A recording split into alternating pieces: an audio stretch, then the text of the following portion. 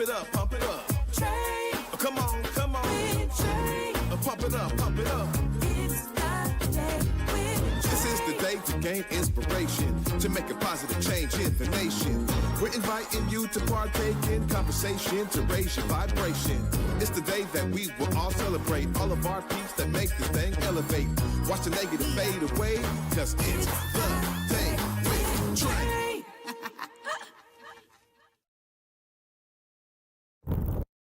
Grand Rising, everyone. Welcome to the Day with Trae. I'm your host, Trae Holiday. I want to welcome you to a wonderful Wednesday. I'm so excited. I have two phenomenal women in the building. Up first, I get the pleasure to talk to Taylor Raven. She is playing Rosina in Seattle Opera's production of Barber of Seville. Y'all, this is one of those operatic comedies, so I'm so excited to talk to Taylor about her opera journey and how she's bringing her own mix to the character of Rosina on that stage for us all. And later on in the show, I have the pleasure of speaking with Quiana Daniels, the CEO of Children's Nursing Services. She's going to be telling us all about National Infertility Awareness Week, y'all. So we have two phenomenal guests in the building today. So excited that they are both joining me on the Day with Trae. But of course, it's time for you to participate with us. It is the top of the show, so it's a great time for you to tag and share the stream. That's right, y'all. You get to participate as well. Y'all are helping us grow here. We appreciate it. Go ahead and share the stream with folks who you feel could benefit from a daily dose of dopeness right here on the Day with Trae. And if you can't watch our show, don't trip. We got you covered because you can listen to us anywhere you find your favorite podcast. Just search Converge Media Network and the Day with Trae, and you'll find us on whichever platform is your favorite. Now, y'all, I get really excited when we have the opportunity to get into the arts. And you know, I am such an arts person that I love being able to dive into some of these stories about their backgrounds. So I'm so excited to talk to Taylor Raven, who's playing, again, Rosina in The Barber of Seville. Hi, Raven. Hi, Taylor. Look, I love your last name. Hi, how are I know, you? I'm two first names, so it's okay. How's it going? It's going well. I'm so happy to be here. I'm so glad you could make time in your busy schedule to join me. You know, opera is something I'm really becoming a fan of. So when I have the opportunity to talk to an opera singer, I always love to hear your background. Tell us what got you started in singing, and then what made you go from maybe singing to opera. Yeah, it was an interesting kind of journey there. I grew up in a really musical household. My mother and father are both really great singers, and they kind of instilled that in me at a really young age. And they were both worship leaders at our church. I grew up in church, and I would sit in their rehearsals and watch them sing, and I would often sing at church as well. So it kind of started there with this just kind of love for singing and sharing your voice with people. And when I went to school and kind of started thinking about what I wanted to do for a living, music was nowhere in the mix. You know, I wanted to go into science or math. I was a math major for a little while. And I don't know if this has happened to you, but there's this moment that I can't explain where things just shifted for me, and I can't even really put my finger on the moment that I decided, I think I want to sing as a career, but it just kind of like happened. And I found myself auditioning for the music department. I sang a Beatles song. I didn't know what I was doing. I had never had any experience with classical singing, classical music, anything. But I met the right person at the right time, this amazing woman named Louise Toppin, who was my first voice teacher. And she introduced me actually to a lot of Black classical composers. That was kind of my first entrance into this world of opera, and I've just kind of been going for it ever since. I know, like, it was a really big shift from science and math to music, but there's so much science in music that I found the transition kind of seamless, and yeah, I've been going for it ever since. Wow. Yeah. From science and math to music. Yeah. Well, it's always great because, you know, there's something in you that probably was sparked when you were in those choirs, right? Like you Yeah, go of back course. and like, oh, yo, like what it meant and what it felt like. And so I'm glad you found yourself on this side of music. And, you know, there's something really special about the way stories are told in the opera. And I think I'm so excited for my partnership with Seattle Opera because we're really making people understand that this is just another format of storytelling. Tell us about some of those peaks that you've experienced since you joined the world of opera. Yeah, I think it's, you know, I think opera is so specific and in its own right, and it kind of seems a bit kind of out of touch in a way to some. I think, but I've found like I've had the most like personal kind of very spiritual moments as a singer and as a performer, and with this music. I think like discovering the characters and having the music kind of also tell the story behind you. It's such a supportive kind of wonderful experience. I've, you know, gotten to do some really cool things. I got to sing Carmen, which is another iconic role this summer, and that was incredible and such a cool experience. And I've gotten to work with so many amazing artists and learn so much about myself and about, you know, just different people from all walks of life. I've been to so many cities and, you know, countries and things I never would have done if it wasn't for opera. So it's broadened my worldview and the way that I see the world. Well, it's beautiful to hear that too, because I think, you know, now there is a need to open up the form a bit more in terms of diversifying it so that people can feel comfortable. I think coming to opera houses and seeing themselves on stage, even though sometimes a lot of the characters are these like older iconic kind of characters, right? We're also seeing some new emerging artists in you know, figure out how to get their works in opera and how to be, you know, really specific to the genre while also being open to different cultural backgrounds. So I've found that I'm having such a great time exploring the world of opera in that way. But I also love some good old oldies like Wagner.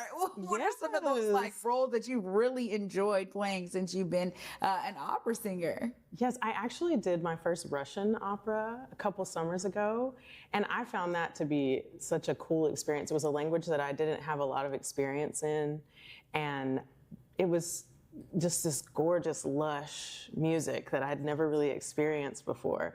And I found that to be really, really interesting and such a new and different experience than what I was used to. But I've been exposed to so many different things, so many languages, so many stories, so many characters that I've gotten to kind of walk away with learning something about myself in each of those kind of, you know, each of those experiences. So yeah, Well, opera's wonderful.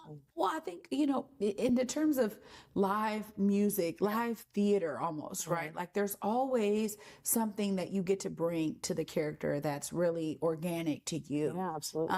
And so I love hearing you say that because I think that the audience resonates with that every time. Yes. Right. And I've been able to see some phenomenal opera singers and I'm just like, whoa, you know, the way they did it is so different. Like if I find something on YouTube, I'm like, oh, that's a little bit different. Yeah. You know, so there's always these kind of personal characteristics that you get to bring to the role. Tell us a bit about operatic comedy, right? Because I think a lot of times people think of opera and they think slow, you know, very serious love stories or tragic stories. Tell us what it is and the experience you're having playing Rosina in The Barber of Seville. Yeah, I love singing Rossini for this very reason, because you can't take yourself too seriously. You know, it's all for fun, it's all for games, and you can just kind of like go out there and just like let it take you, and it's just extremely fun.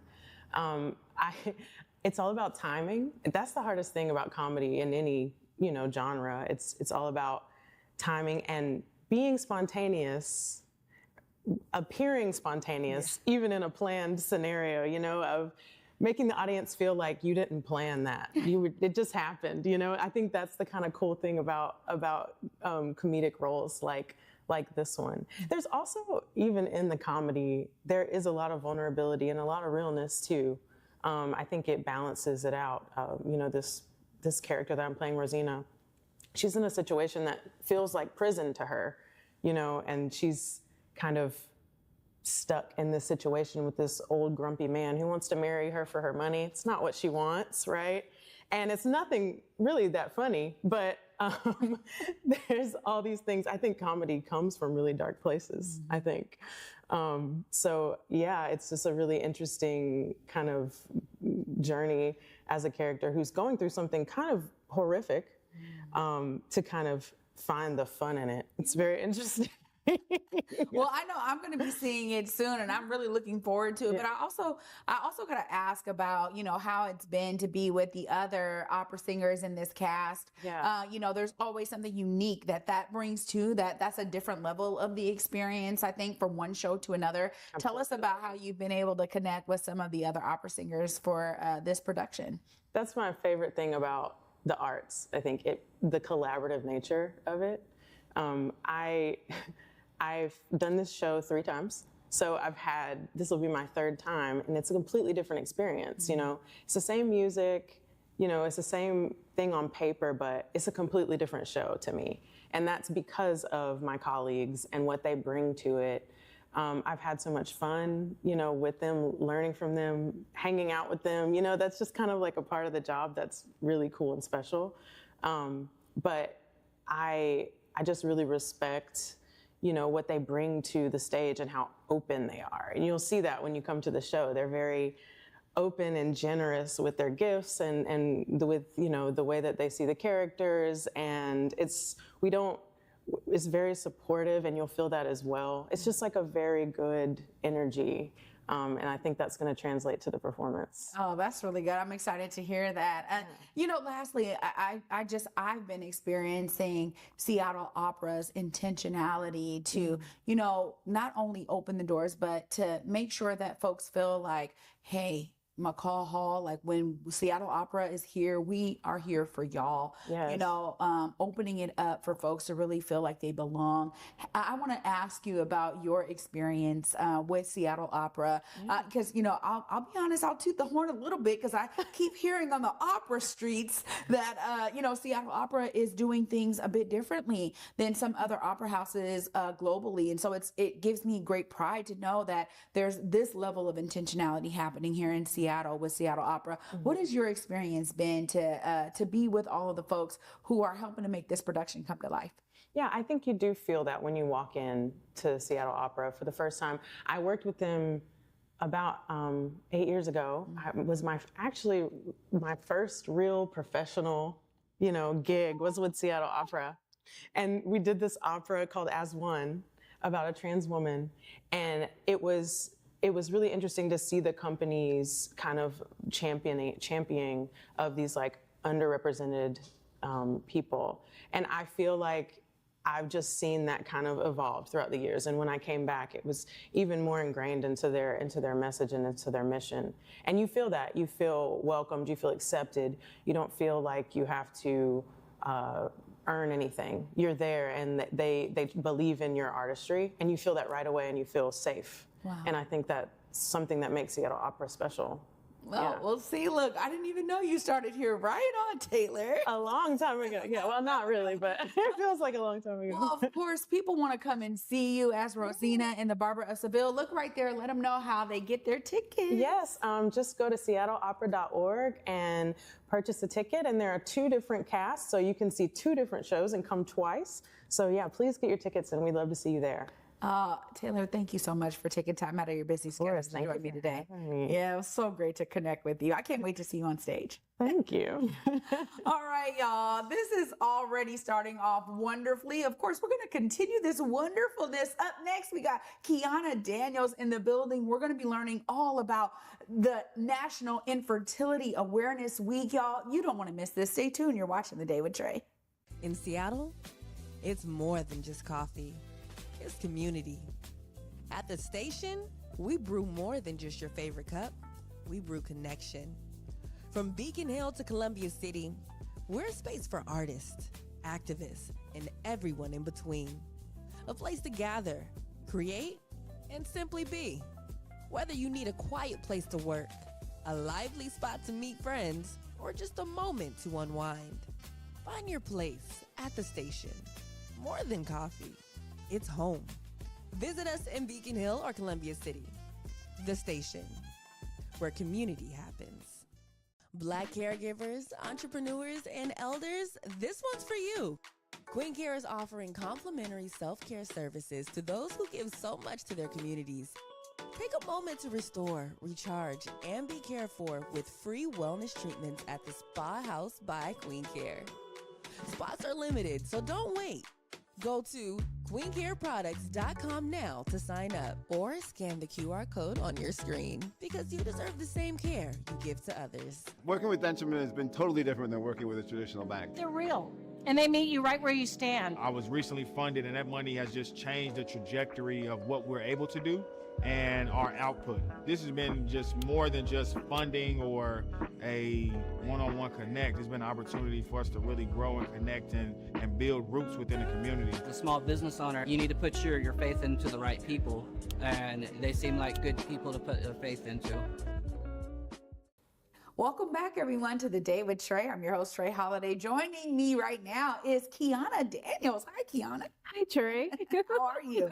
I'm doing great. I'm so honored to be here. Yeah, I'm so glad you could make it. I mean, I want to dive in because, you know, there's a lot that we want to talk about today, but I got to start with your background. Clearly, you have a background in nursing. What got you to say you need to pour your passion into the nursing field? Well, it actually is pretty much goes back to childhood where I always wanted to be in the healthcare field. And it was actually at a moment in my life where I was homeless at 16 and I was dealing with that.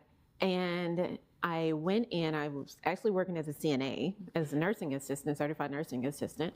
And there was a resident called, her name was Miss Johnson.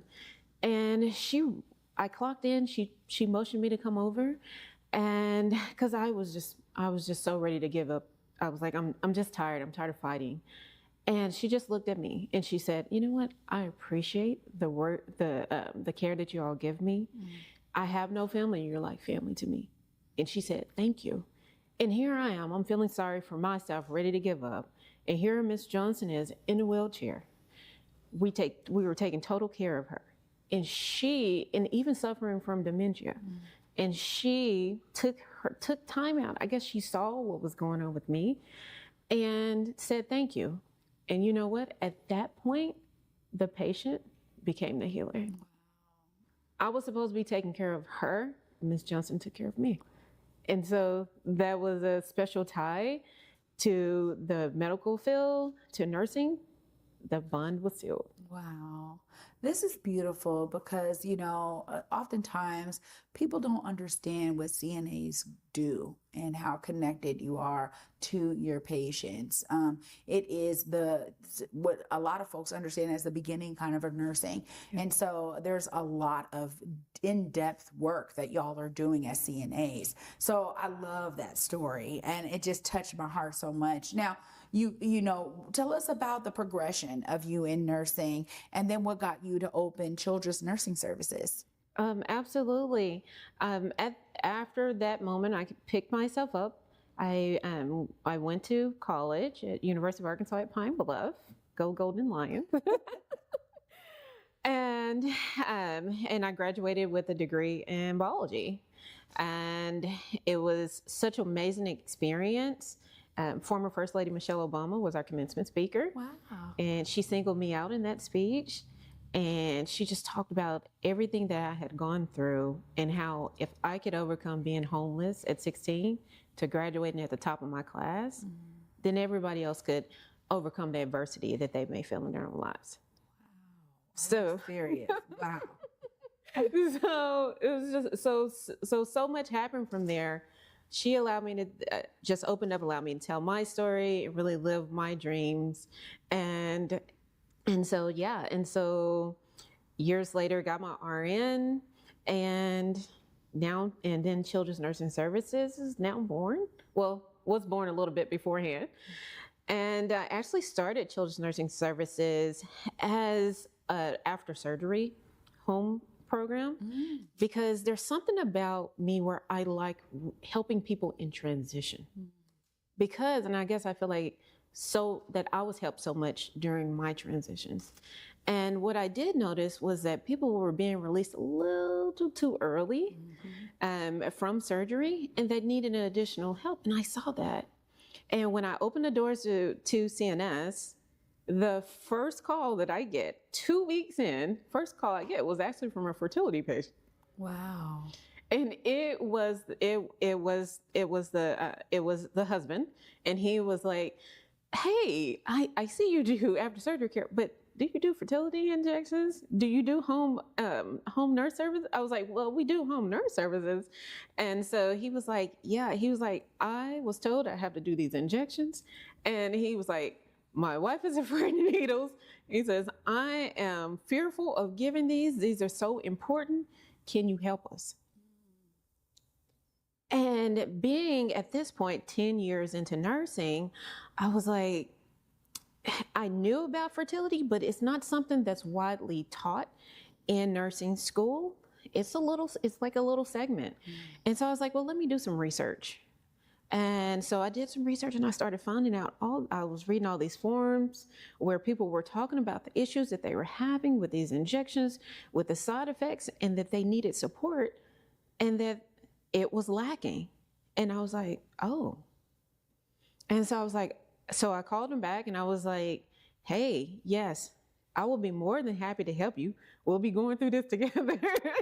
But, you know, I have the skills, and I will learn everything I need to do to make sure that you and your wife gets through this comfortably and effectively. Wow. And they now have 2 boys. Oh my goodness.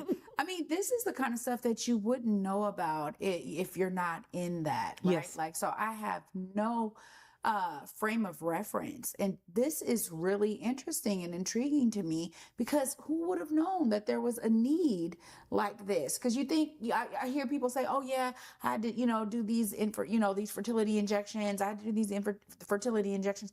And you think it's just, oh, you just know how to do it, or they train you through it, or you're doing it at the doctor's office. So I didn't realize that this was a huge need. I'm glad that you were able to essentially really train yourself and then go through the process with families. So tell us about how folks started to understand what CNS was doing and how CNS was helping in that way. Well, our very first client, he came back and he was like, you helped us so much.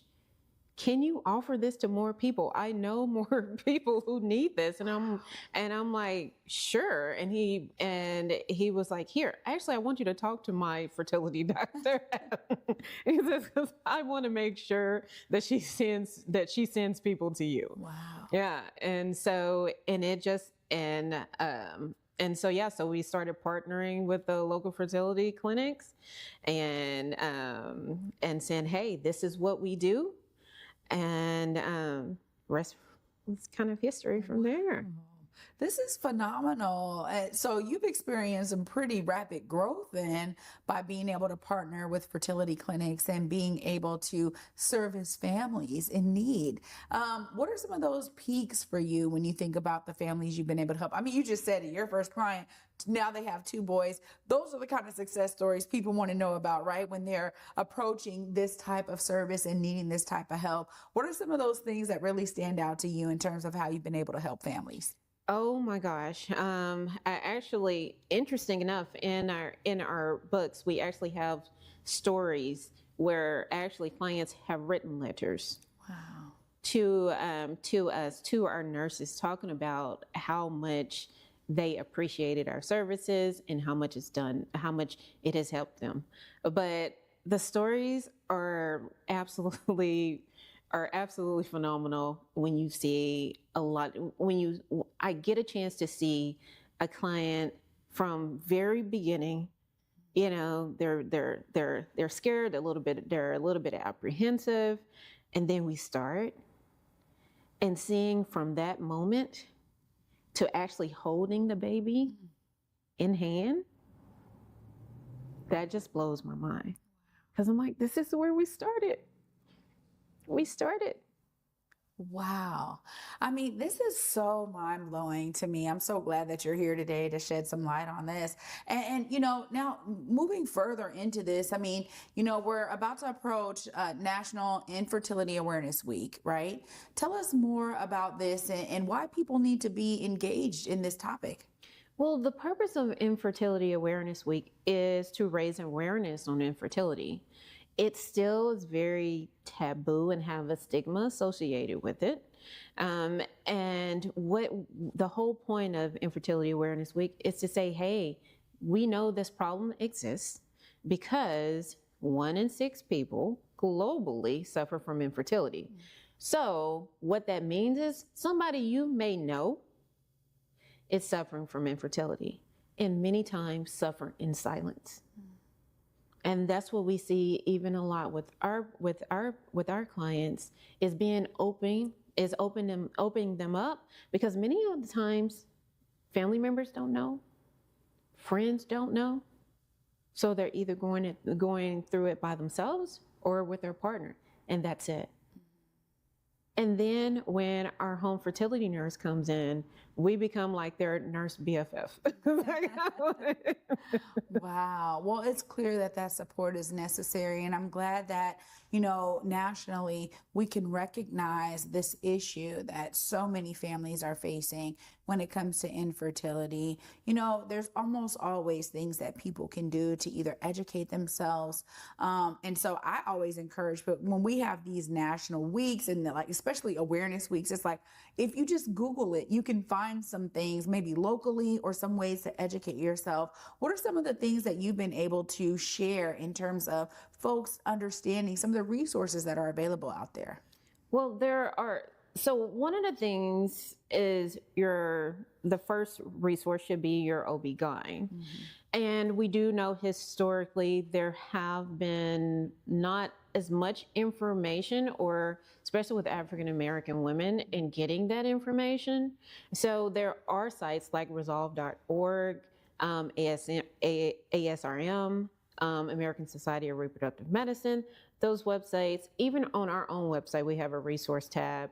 So people can learn more about infertility, because it affects us. A lot of people don't know that even as African American women, right, that we are twice as likely to need fertility treatments. Wow. And that actually goes against the kind of the grand view of African American women are just kind of, you can just blowing us and we get pregnant. That's not true. Yeah. So we're twice as likely to suffer from infertility, and we're half as likely to get treatment and seek treatment. And that's because 1, the accessibility is diminished, and 2, the awareness is not there. Yeah.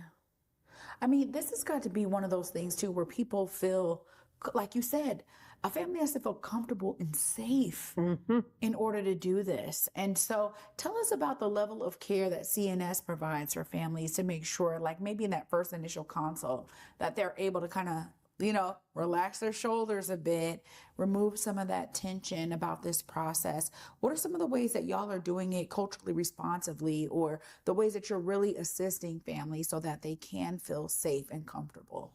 So before we give any injections, we have what our signature CNS first stork home visit. And what that entails is we're supporting clients mentally and emotionally. We are going over relaxation techniques. We're educating clients on kind of what to expect. These are some different things as far as with expectations. So let's look at more realistic expectations of how this normally goes. We're educating them on the process. It's a big educational component, and how your body is about to go through some things and some challenges over this next 14 or up to 12 week process depending on where they are in the particularly IVF process. So before we give any injection, we're going over there. We're educating them. We have our fertility book where they're able to, we go through that. Here are the things that you need to be eating. Here are the things that you need to be doing, even to the point of exercise. We've had clients who actually had, who went through several cycles and then found out about our services and were like, we want you. And we were like, okay, even though you've gone through this before, we still do our initial visit. And the first thing we're like, okay, these are things you shouldn't be eating. She's like, I'm not supposed to be drinking beer. I'm like, All right. and she was like, out of all these cycles, how am I just learning about this? Wow. So what you see is by the end of the visit, the shoulders are high and then they drop. Mm-hmm.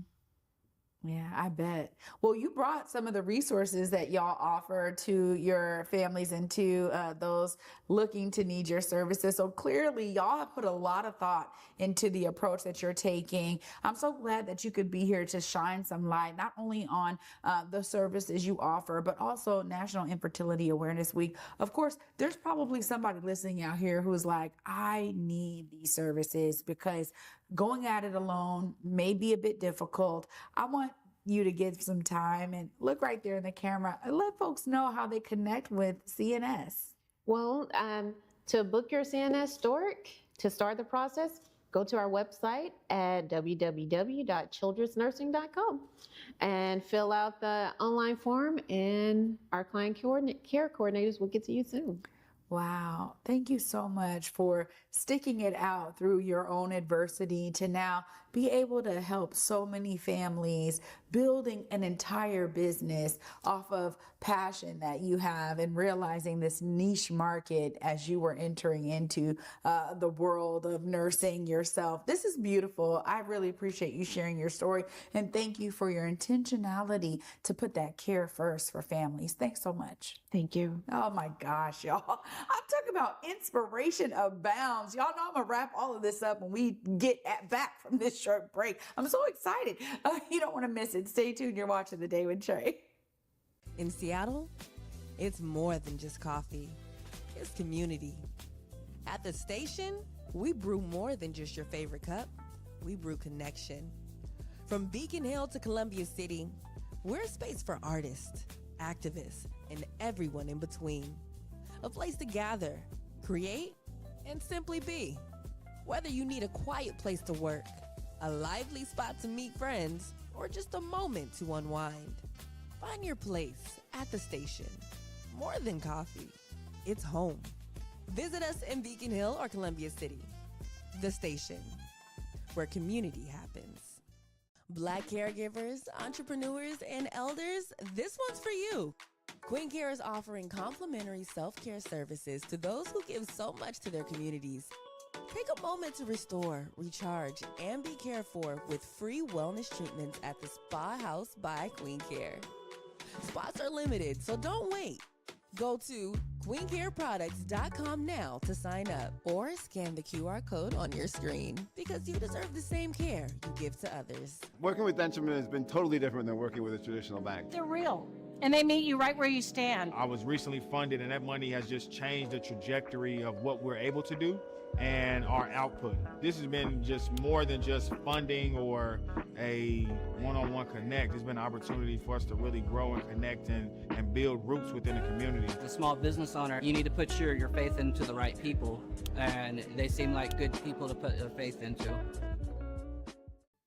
Welcome back, y'all, to The Day with Trae. I'm your host, Trae Holiday. I'm so elated that my guests were here today. Huge shout out to Taylor Raven playing Rosina in Seattle Opera's production of The Barber of Seville. Make sure you go to the website, seattletheopera.org. Get your tickets today.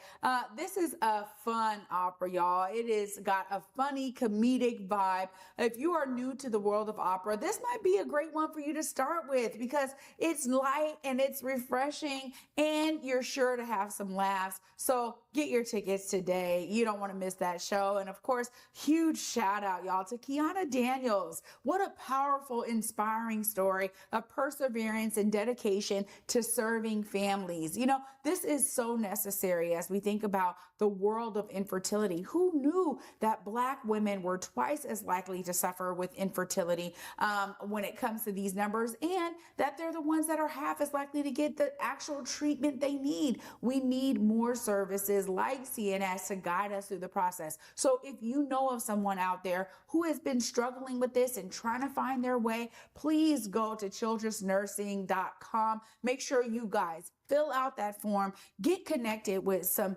amazing caregivers who are going to guide you through the process. Y'all know I'm inspired by what my guests here shared today. I want y'all to be inspired because, again, no matter what the area is, if you start pouring your passion into something for others to experience, we all end up with a better result than if you don't, or if you keep it to yourself. You know, that's selfish. Don't do that. So share it with others, y'all. Be inspired to be a part of the solution, as my guests have shown you that they are here today. Y'all know we're going to keep this rocking and rolling. And for me, until tomorrow, y'all, at 11 a.m., peace.